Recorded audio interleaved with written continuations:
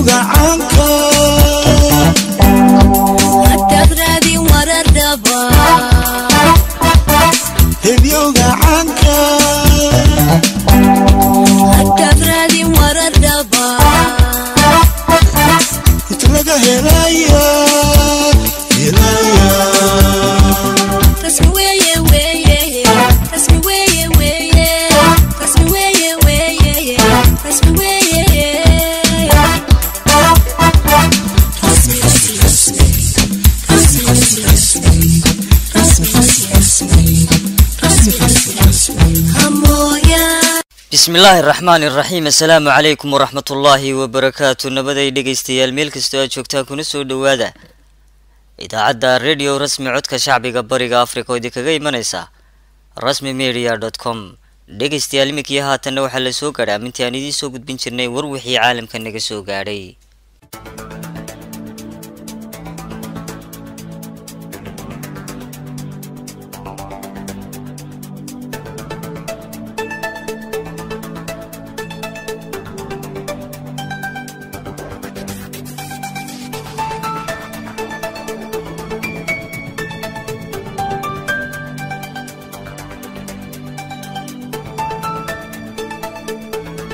warka madaxdiisii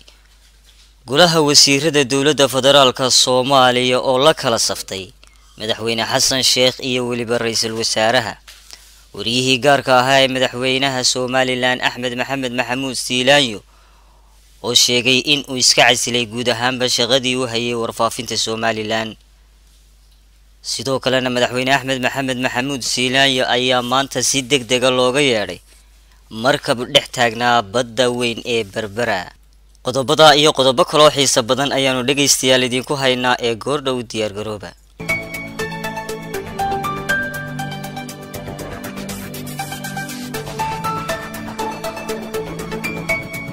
warkii oo fidsan wariyihii gaarka ahaa ee madaxweynaha Somaliland Axmed Siilaanyo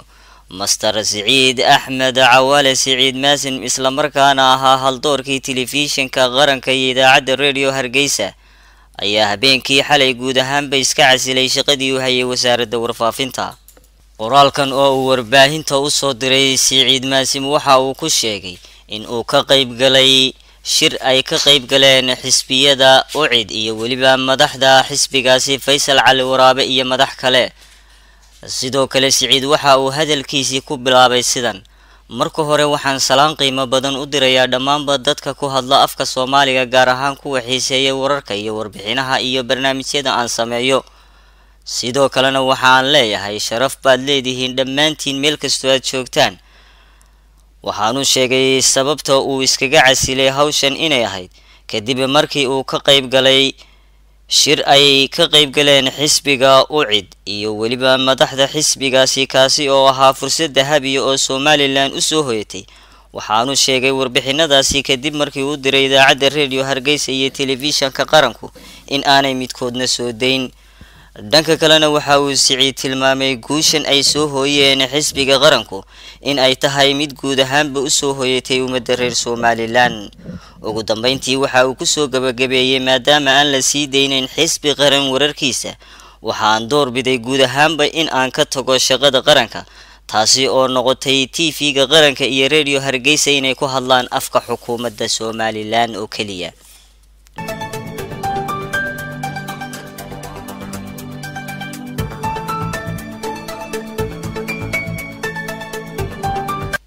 madaxweynaha Somaliland Axmed Maxamed Maxamuud Siilaanyo ayaa maanta si degdeg ah looga yeeray badweynta magaalada Berbera kaasi oo uu taagnaa markab weyn oo ay leeyihiin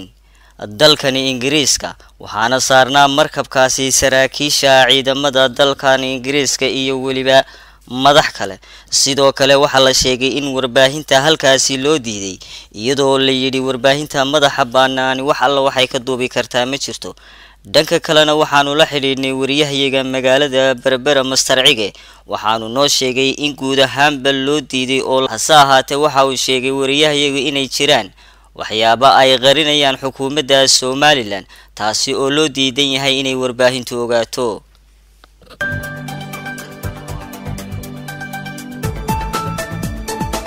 dhegeystayaal halkaad warkaasi kala socoteen waa idaacadda radio rasmi codka shacbiga bariga Afrika iminkii haatanna waxa la soo gaaray xilligii aan idin gudbin jiray wariyahayaga magaalada Muqdisho Burhaan Cabdillaahi Cilmi ay Burhaan mahadsanid Liban ugu yaraan 6 qof ayaa la xaqiijiyay inay ku dhinteen dagaal shalay ka dhacaya deegaanka Ceel Gaduud oo 45 kiiloomitir dhanka galbeed kaga beegan degmada Ceel Waaq ee gobolka Gedo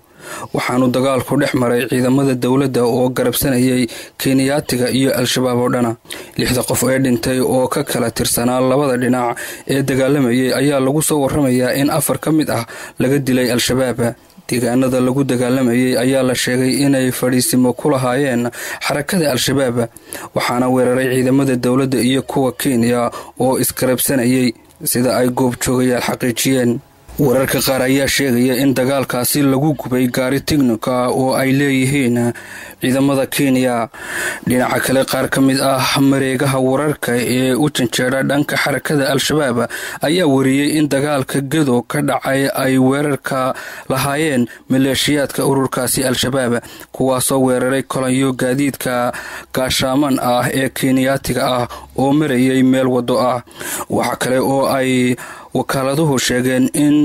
fadhiisimada Amisom ee gobolka Bay askari Ugandis ah masku cunay kadibna uu dhintay meydka askarigan ayaa laga dhoofiyay garoonka dayuuradaha Baydhabo waxaana loo qaaday dhanka xerada Xalane ee magaalada Muqdisho sida ay wararku sheegayaan dhanka kale xarakada Al-Shabaab ayaa sheegtay inay la wareegtay jasiiradda Kudhaa ee gobolka Jubbada Hoose kadib markii ay ciidamo ka amar qaataa shalay oo Khamiis ahayd u ruqansadeen deegaankaasi wax dagaalahi kama dhicin ayay sheegteen xarakada Al-Shabaab la wareegida deegaankaasi ilaa haddana wax war ah kama soo bixin dawladda iyo maamulka Jubbada Hoose oo ka arrimiya halkaasi xarakada Al-Shabaab ayaa awood military ku leh gobolada Shabeellada Dhexe iyo deegaano ka mid ah gobolada Jubbooyinka halkaasoo ay dhowr jeer dagaalo foolka fool ah isaga hor yimaadeen huwanta Amisom iyo militariga dawladda shirkii golaha wasiirada ee toddobaadlaha ahaa ayaa qabsoomay waxaana lagu meel mariyay dib u howlgelida jaamacadda ummadda Soomaaliyeed ee magaalada Muqdisho shirka toddobaadkan ayaa ku soo beegmay xilli khilaafka madaxweynaha iyo ra'iisul wasaaruhu cirka isku sii shareerayay dhowrkii maalmood ee ugu dambeeyay khilaafka labada mas'uul ayaa u muuqda inuu saameyn ku yeeshay xukuumadda isla markaana la kala qaybiyay golaha wasiirada xubno ka mid ah golaha wasiirada oo la safan dhanka madaxweynaha ayaan ka soo xaadirin shirka toddobaadlaha ah ee shalay ka dhacay xarunta Fiila Soomaaliya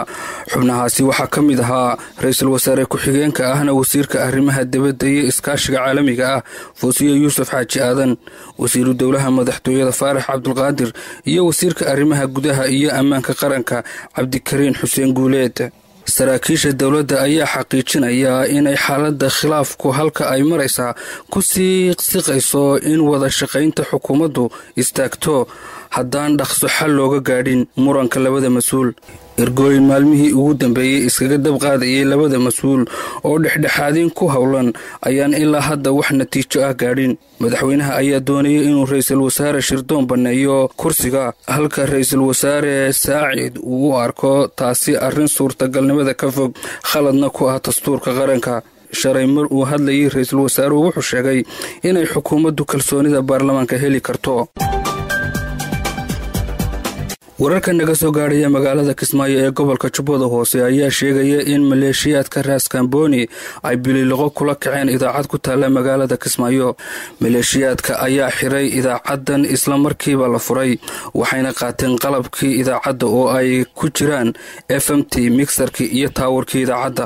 idaacadda bililoqada loo geystay ayaa lagu magacaabaa codka Soomaaliya waxaana ay xireen maleeshiyaadka ka amar qaata Axmed Madoobe tifaftirihii idaacadda agaasimaha idaacadaasi Axmed Fitaax Kayre ayaa u sheegay rasmi media in idaacaddii la xiray qalabkiina la qaatay idaacadda oo ahayd mid madax bannaan maalmahana si tijaabo ah hawada ugu jirtay ayaa waxa gudaha u soo galay maleeshiyaad ka amar qaata Axmed Madoobe kuwa oo boob iyo bililoqo kula kacay lama oga ilaa iyo hadda sababta rasmiga ah ee ka dambaysa xiritaanka idaacadaasi iyo tifaftiraha xabsiga loo taxaabay intaasi waxaanu ku soo gabagabeynaa warkii caawidiinka imanayay stuudiyaha magaalada magaalada muqdisho waxaana warka idinkala socodsiinayay burhaan cabdilaahi warkuna wuxuu idinka imanayay amba aad ka dhagaysanayseen idaacadda codka shacabka bariga afrika ee radio rasmi.net imikii haatan aan idinku wareejiyo istuudiyaha iyaga magaalada london iyo liibaan fagadhe mahadsanid burhaan cabdilaahi cilmi oo inoo soo gabagabeeyey warkii caalamka tan iyo inta aynu warkan xiga ku kulmi doono waa anigoo liibaan ah iyo dhammaan bahda rasmi media idin leh kadaba iyo kulan dambe oo xiiso badan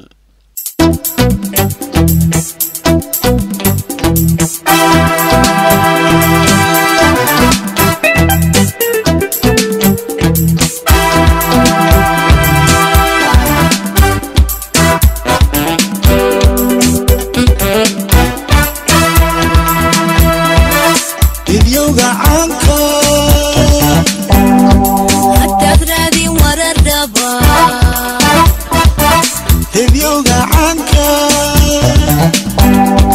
hadaad raadin warar dhaba inta laga helayo